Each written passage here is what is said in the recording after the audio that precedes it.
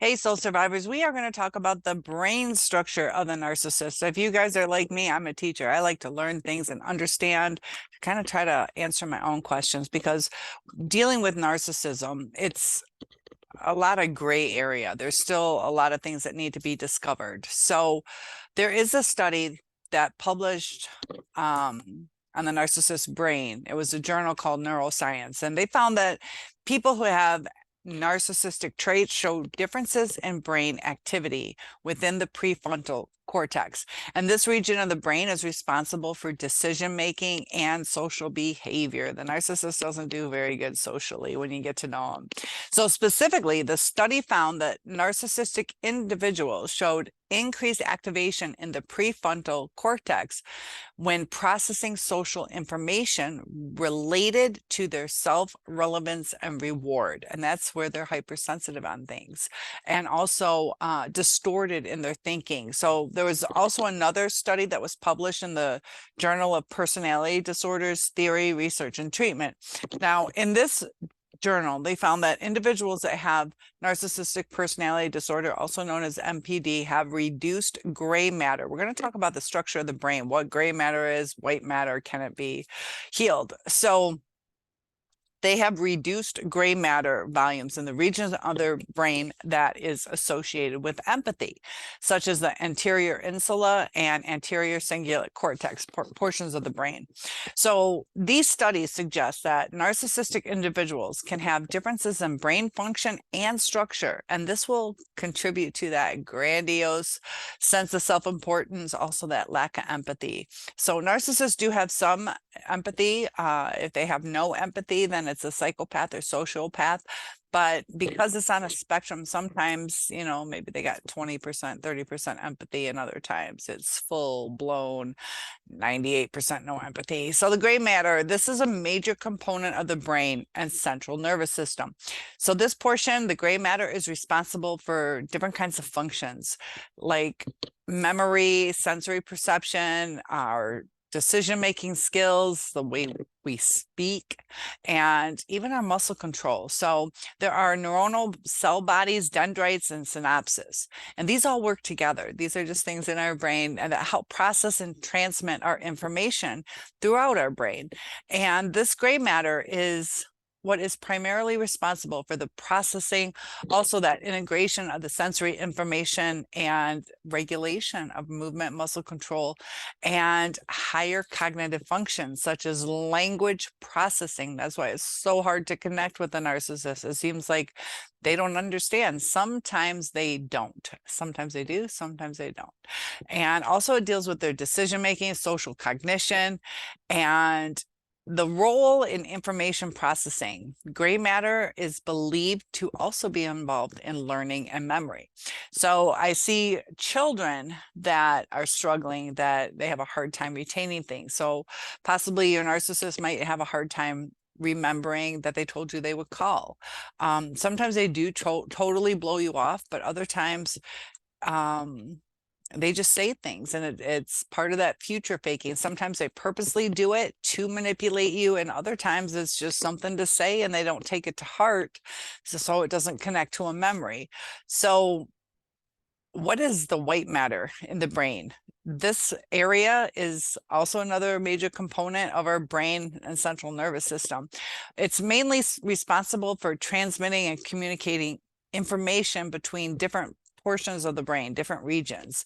And it has myelinated axons, and they're long, thin fibers that connect the neurons and form neural pathways that allow for that rapid transmission of signals that go on throughout the brain. Like the communication is almost instantaneously. So white matter deals with sensory perception, movement, language, and cognition, and helps integrate and coordinate information between different regions of the brain.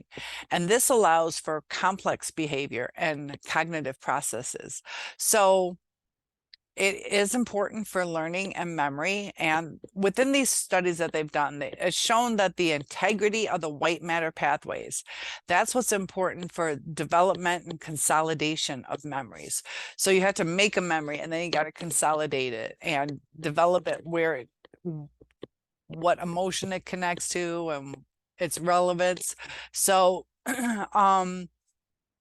if there's changes in the white matter connectivity, it has been observed that there are various neurological and also psychiatric disorders that affect memory function. That's why a lot of times people in early childhood, if they had a adverse childhood experience, that it can cause them to really struggle with learning in different ways. So can it be rewired? The narcissist, you know, they have to go to therapy, or at least admit that maybe something needs to be worked on.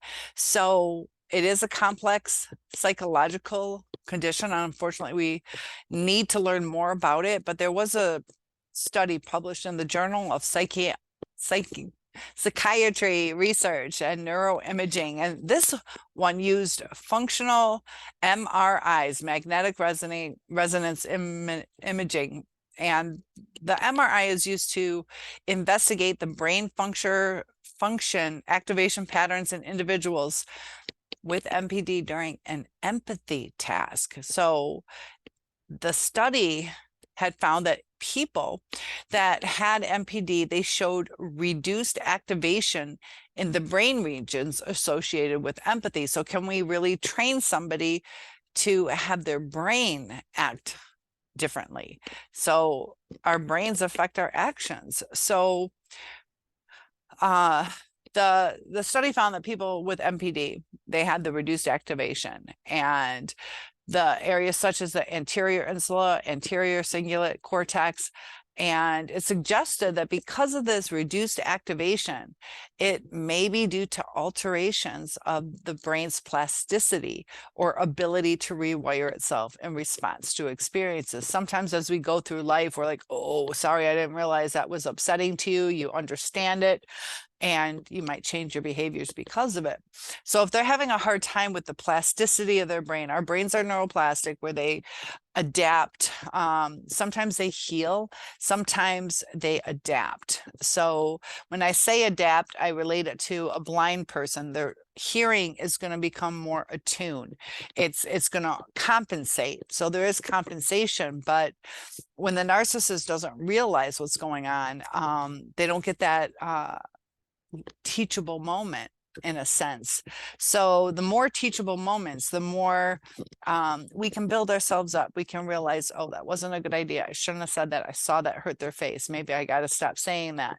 But the narcissist will either get a kick out of hurting someone or not care. And there are some therapy things that the narcissist can do that can kind of help them understand narcissism, understand what's going on with their relationships. But it's up to the narcissist that they want to change, because it's going to be very uncomfortable for them. It's also going to feel very unnatural. Just like right now, I could have an arranged marriage with you and say, you got to love me now. And you're going to be like, I don't mind hanging out with you, but I can't just feel that. And we're kind of asking them to feel something that they don't feel. And, under times of stress is when you see the true person. So they can play nice for a while, but they're going to revert back to who they are. Have they really changed? Now, it depends on how narcissistic they are.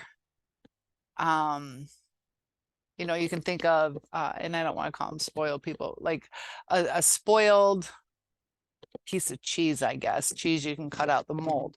But how overtaken is it? Is it salvageable? So there's some narcissism. We all have narcissistic traits in us. And there are going to be things we're like, no, it's a deal breaker. I don't want to change that. So, certain behaviors people do, and we can use, I don't know, like smoking. So if somebody smoked all the time, they can understand it, they can see what's wrong with it. But if it's a deal breaker for somebody, are they willing to change that? They may or may not be. But with the narcissist, are they willing to change? And sometimes certain things become addictive, whether it's nicotine or alcohol or drugs. But the toxic relationships sometimes become addictive too. It's a sense of power that the narcissist gets, sense of control. And it's real interesting how they have like the perfect, for the most part, not perfect, no relationship's perfect, but like an amazing relationship that they're just willing to dump for somebody they don't even know yet. They do monkey branch a lot, so they do start developing, but you know, you can be with them for 20 years and they know somebody for 3 weeks and that's their soulmate all of a sudden. It's just the differences in the brain. So what about CPTSD, complex post-traumatic stress disorder that we're going through? You know, I had done some research that they say, you know, what mental illnesses are considered lifelong. They have schizophrenia, bipolar. Now, bipolar is a mood disorder and it's characterized by manic and depressive symptoms. It is different than borderline. A lot of people mix up borderline and bipolar, but bipolar deals with the mood and borderline deals with the personality. So it gets a little tricky. But borderline disorder is a mental illness characterized by instability in relationships, self-image, and emotions. So while therapy and medication can help manage symptoms, there's no known cure for borderline personality disorder. Borderline stems from the inside, narcissism stems from the outside. So borderline and narcissism is so close, but it's a different trigger. So they also say obsessive compulsive disorder. They find therapy or medication dealing with their intrusive or unwanted thoughts or compulsions. They can be difficult to control. There are some techniques that somebody can learn, but I just found it interesting that they say borderline is not really curable. It can be helped to manage symptoms, but because of how close narcissism is, NPD, narcissistic personality disorder, where you need 5 out of 9 traits, you know, there are, if outside triggers are what's doing it, you can start to avoid certain outside triggers or face your fears. But when it is internal and it just pops up, maybe that's where the difference is. But you know, they state too, for the 5th one, that PTSD, that's a mental illness that can develop after experiencing or witnessing a traumatic event. Now, we have CPTSD, a lot of us, also possibly the Stockholm syndrome, that loving your abuser. But you know, I have faith that we can rewire our brains, and when we get the balance back, it's almost like training our brain.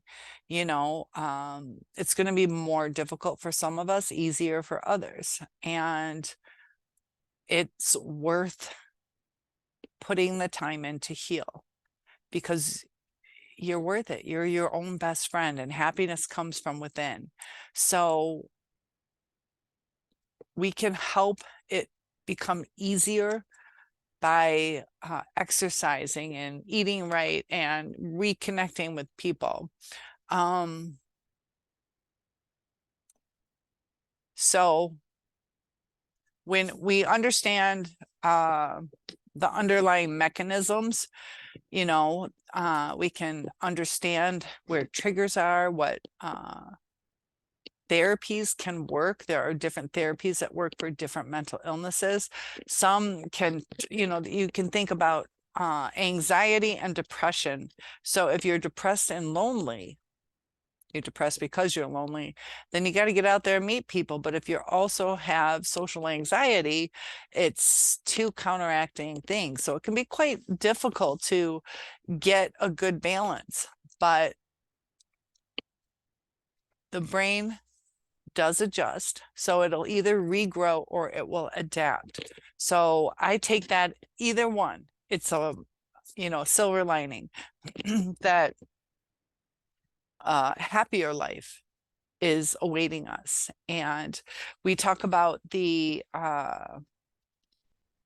manifestation, that it's a mind shift It's kind of like a fake it till you make it. You know, when you wake up, what you do is going to affect how your day goes.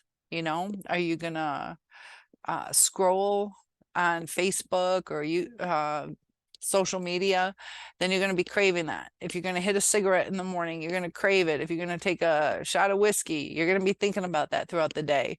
Watch porn, whatever it is, that's what your day is going to have glimpses of. But if you start it with positive meditation or exercise or eating healthy, that you're more likely to stay on that path. So tomorrow morning, I want you to have the beginning of a beautiful day that's going to lead to this beautiful future. We went through some tough things, but don't give up on yourself and don't find your self-worth in what others think about you. If you feel that you're on the up and up, if you feel that you're doing your best, you know, take into account some things, you know, some people,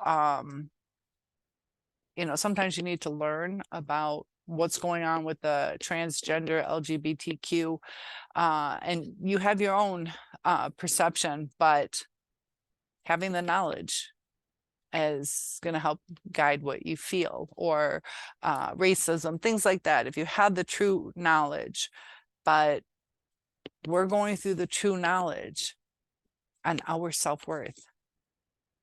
And instead of picking apart the things that we don't like, those might be things that we want to change, and we should strive to change them if we don't like them about ourselves. And it's also our body telling us, you know, if we feel like nobody wants me, then we're going to act like nobody wants us. And when we act the right way, it's an odd shift. And also don't be too available to people, where I'm going to say this for a different video, but where how being too available lowers how you're perceived. It lowers how you're perceived. And it shouldn't be that way. It should have people see how wonderful you are. But for some reason, with human psychology, it can make you a target. And I don't want that for you guys. I want you guys to be healthy, happy, know what your boundaries are, and stick to them. Topic requests are always welcome. Comment below if there's a topic you'd like to know more about. And I'll see you in the next video.